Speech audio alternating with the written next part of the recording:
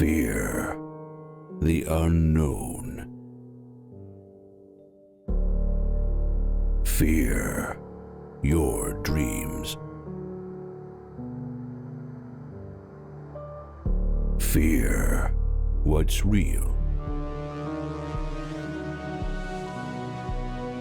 Fear what hides in the shadows.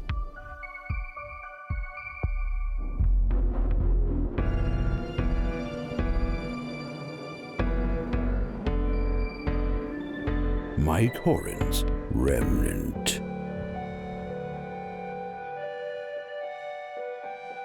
Coming soon.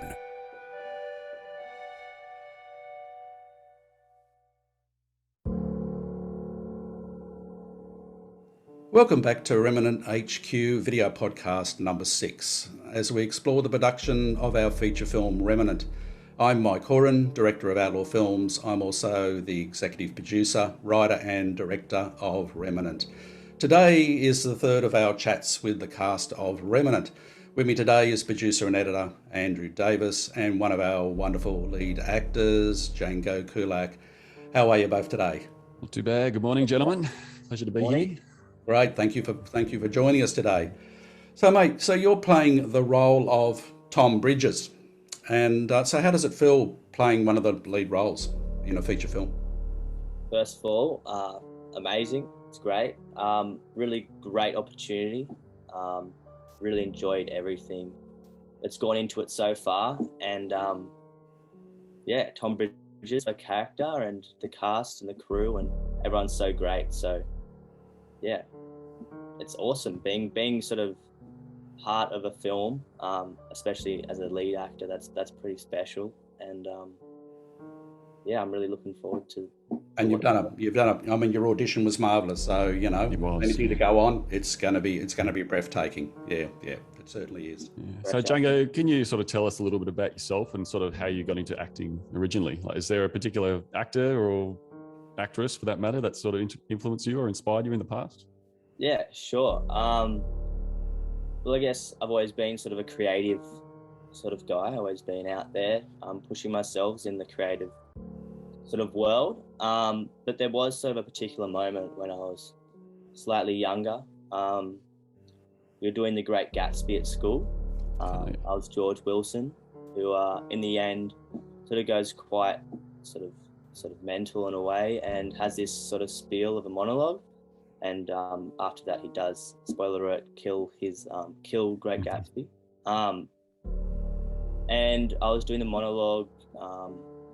It's quite deep and heavy, and I was sort of looking out to the audience and realised that in the moment I could sort of make them laugh, make them upset, make them cry, and change what they're feeling at any given time. And from that day on, I realised that's what I want to push and do as a career, and that's one really sort of potent pinnacle moment, I guess, for my acting career and how it took off and how I want to continue and build off that.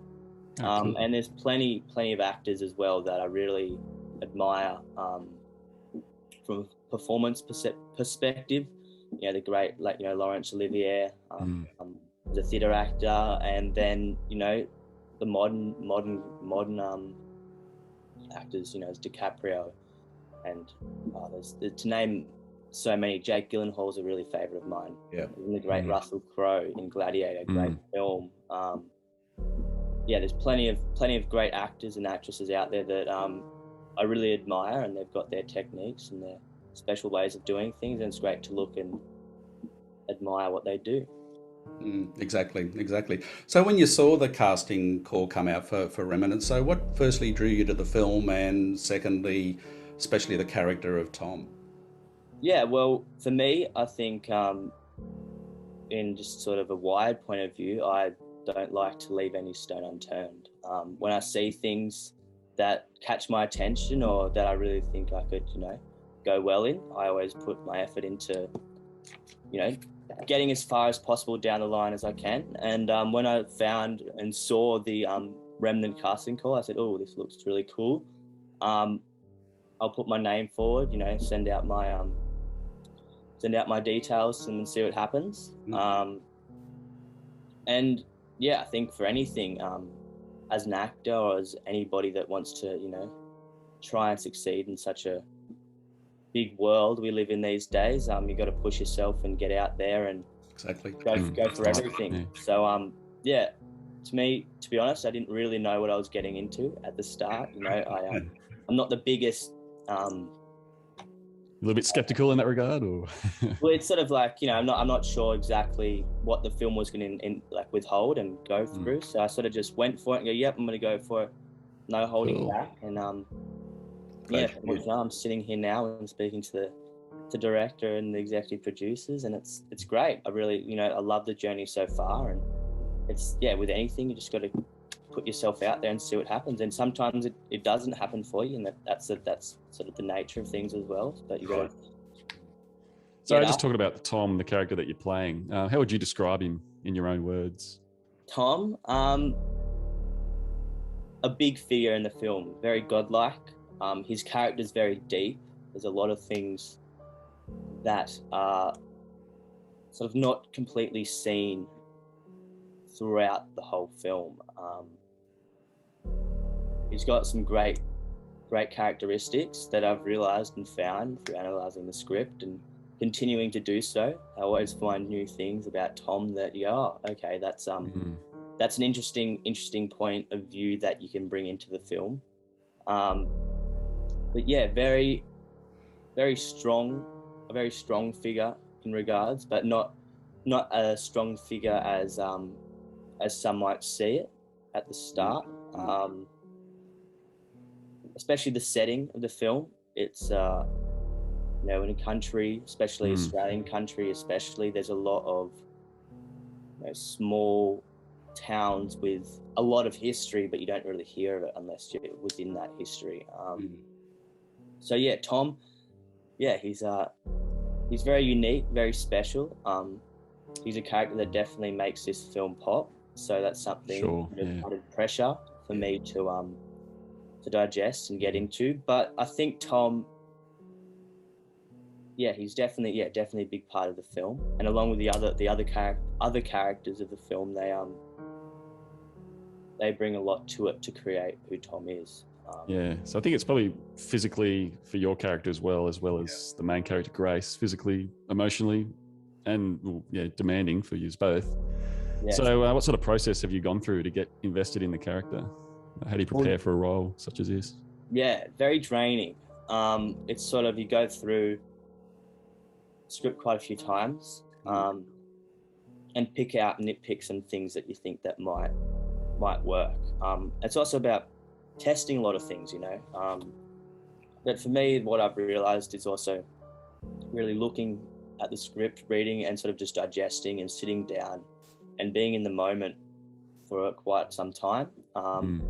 Asking myself questions. I also like to write down a lot of things within the script. So if something, you know, looks like it could be something, I'll write it down and keep writing it down and go from there. I like to sort of journal things as well. So if I have a line within the script that I might not completely be sure what's exactly going on, I'll write that line down and start writing really and see where that takes me and go, I wonder what this is, I wonder how you could play that. And it's also all in the moment as well, you know. As soon as you get on set, everything that you've done sort of goes. You always have to be open to new ideas as well, especially when you've got the other actors bringing things forward to you, so you sort of have to play off that. That's right. Well. Yeah, a little bit of ad-libbing in that regard. Beg your pardon? Bit of ad-libbing, sort of improvisation. Yeah, you got to sort of bring to the definitely. table. Yeah, I think improvisation for an actor is key, and there's a lot of actors that are really great at it. Exactly. So I mean, so talking about that too, I mean, how important is it for an actor to get out of their comfort zone? You know, they're putting themselves into another character. How important is that? Very important. I think getting out of your comfort zone in anything is really life-changing. And for me, to see a character like Tom and be playing a character like Tom is quite new to me, actually. I And what I've really been doing is looking at other characters like Tom in other plays, other films, and seeing the performances of such great actors around. You know, Daniel Day-Lewis and Christian Bale. They do such great jobs of really digesting a character and improvising in a way as well. You know, they do their work and they push really hard to do their work. And there's a reason why they always get hired for films, because, you know, they're going to bring something really strong to the table.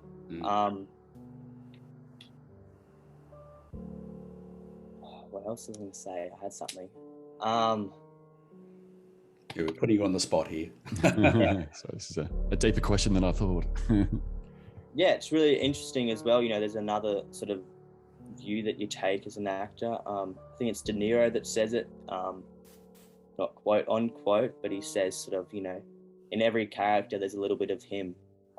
Yeah. Well, he goes to great lengths. Like, it's well known what he did with Raging Bull when he was sort of preparing for Jake LaMotta, that role. He sort of went full exactly. out. Yeah. He really delves into the character, but all in all, it's still him. That's right. So that's something I try to aspire to too. You know, I'm playing the character of Tom, but I still want people to see that it's me. Exactly. It's not a foreign character as such to myself as well as the audience. So it's sort of like incorporating and building off that to you know, bring a well-rounded performance that everyone will enjoy.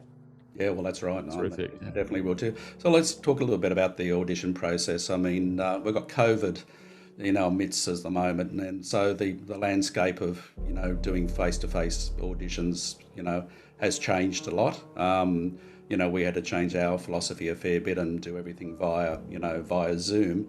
How do you find the two perspectives of doing face-to-face and doing you know, a recording and sending it in? You know, how do you see that? Yeah, I think it was a bit of a challenge. I think we're moving into a digital age as well. Self-taping has sort of become so strong in regards to even going to different castings. You know, a lot of the time it's now sort of self-tapes, due of course to the COVID situation. I was lucky enough before we had this bigger outbreak within Sydney. I could go into my studio. That's right. And work on it. And I had, you know, some great people that were able to help me and build the character around me. So I was very fortunate to do that. But then again, you know, you had to still put it on tape and then send it through and let the other, I guess, party look at it and That's right.